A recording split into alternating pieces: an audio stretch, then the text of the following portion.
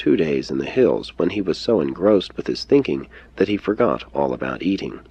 But on the 3rd day he went in search of food. Neither was he tempted during this time by any evil spirits or rebel personalities of station on this world or from any other world. These 40 days were the occasion of the final conference between the human and the divine minds, or rather the first real functioning of these two minds as now made one. The results of this momentous season of meditation demonstrated conclusively that the divine mind has triumphantly and spiritually dominated the human intellect.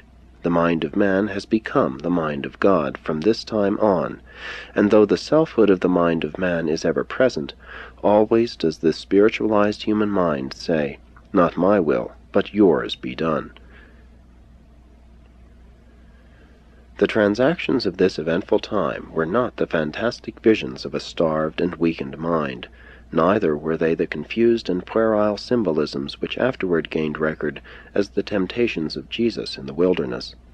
Rather was this a season for thinking over the whole eventful and varied career of the Urantia bestowal, and for the careful laying of those plans for the further ministry which would best serve this world, while also contributing something to the betterment of all other rebellion-isolated spheres.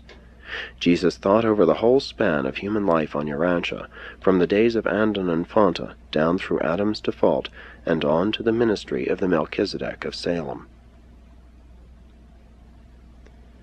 Gabriel had reminded Jesus that there were 2 ways in which he might manifest himself to the world in case he should choose to tarry on Urantia for a time, and it was made clear to Jesus that his choice in this matter would have nothing to do with either his universe sovereignty or the termination of the Lucifer rebellion.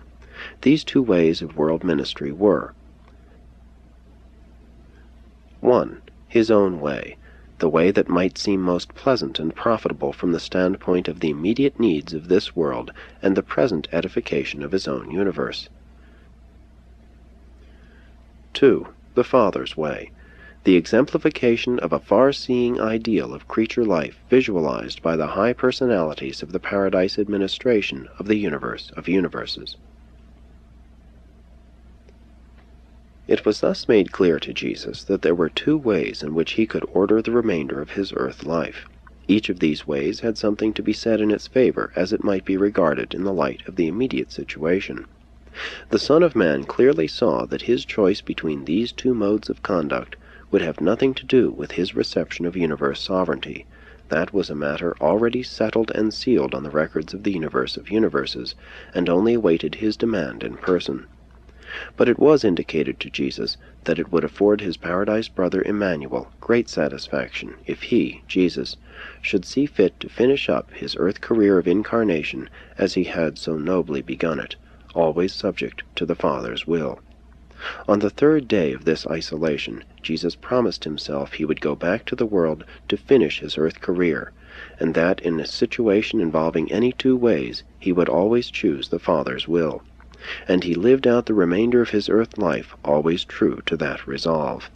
Even to the bitter end he invariably subordinated his sovereign will to that of his heavenly Father. The 40 days in the mountain wilderness were not a period of great temptation, but rather the period of the Master's great decisions. During these days of lone communion with himself and his Father's immediate presence, the personalized adjuster, he no longer had a personal seraphic guardian. He arrived one by one at the great decisions which were to control his policies and conduct for the remainder of his earth career. Subsequently, the tradition of a great temptation became attached to this period of isolation through confusion with the fragmentary narratives of the Mount Hermon struggles, and further, because it was the custom to have all great prophets and human leaders begin their public careers by undergoing these supposed seasons of fasting and prayer. It had always been Jesus' practice, when facing any new or serious decisions, to withdraw for communion with his own spirit, that he might seek to know the will of God.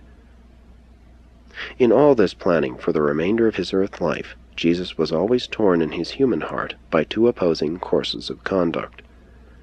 1. He entertained a strong desire to win his people, and the whole world, to believe in him and to accept his new spiritual kingdom, and he well knew their ideas concerning the coming Messiah. 2. To live and work as he knew his Father would approve, to conduct his work in behalf of other worlds in need, and to continue, in the establishment of the kingdom, to reveal the Father and show forth his divine character of love. Throughout these eventful days, Jesus lived in an ancient rock cavern, a shelter in the side of the hills near a village sometime called Beit Addis. He drank from the small spring which came from the side of the hill near this rock shelter. 5. The first great decision. On the third day after beginning this conference with himself and his personalized adjuster, Jesus was presented with the vision of the assembled celestial hosts of Nebadon, sent by their commanders to wait upon the will of their beloved sovereign. This mighty host embraced 12 legions of seraphim and proportionate numbers of every order of universe intelligence. And the first great decision of Jesus' isolation had to do with whether or not he would make use of these mighty personalities in connection with the ensuing program of his public work on Urantia. Jesus decided that he would not utilize a single personality of this vast assemblage unless it should become evident that this was his Father's will. Notwithstanding this general decision, this vast host remained with him throughout the balance of his earth life, always in readiness to obey the least expression of their sovereign's will. Although Jesus did not constantly behold these attendant personalities with his human eyes, his associated personalized adjuster did constantly behold and could communicate with all of them. Before coming down from the 40 days' retreat in the hills, Jesus assigned the immediate command of this attendant host of universe personalities to his recently personalized adjuster.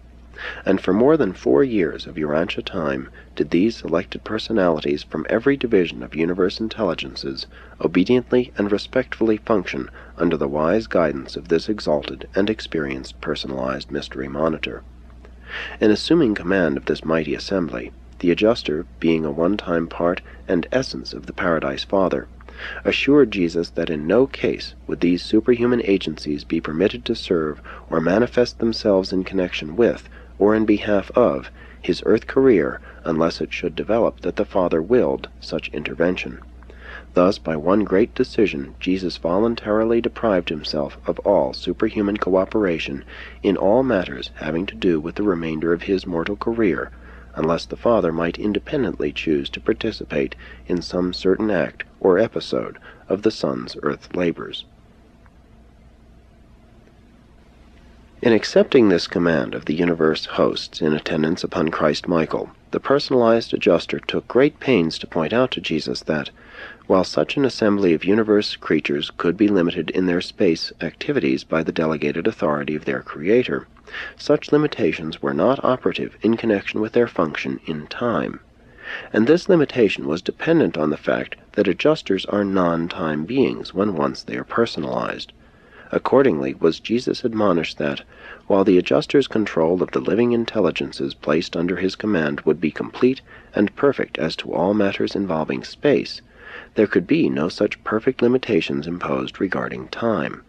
Said the adjuster, "I will, as you have directed, enjoin the employment of this attendant host of universe intelligences in any manner in connection with your earth career, except in those cases where the Paradise Father directs me to release such agencies, in order that his divine will of your choosing may be accomplished. And in those instances where you may engage in any choice or act of your divine human will, which shall only involve departures from the natural earth order as to time. In all such events I am powerless, and your creatures here assembled in perfection and unity of power are likewise helpless. If your united natures once entertain such desires, these mandates of your choice will be forthwith executed. Your wish in all such matters will constitute the abridgment of time, and the thing projected is existent. Under my command this constitutes the fullest possible limitation which can be imposed upon your potential sovereignty. In my self-consciousness time is non-existent, and therefore I cannot limit your creatures in anything related thereto." Thus did Jesus become apprised of the working out of his decision to go on living as a man among men. He had by a single decision excluded all of his attendant universe hosts varied in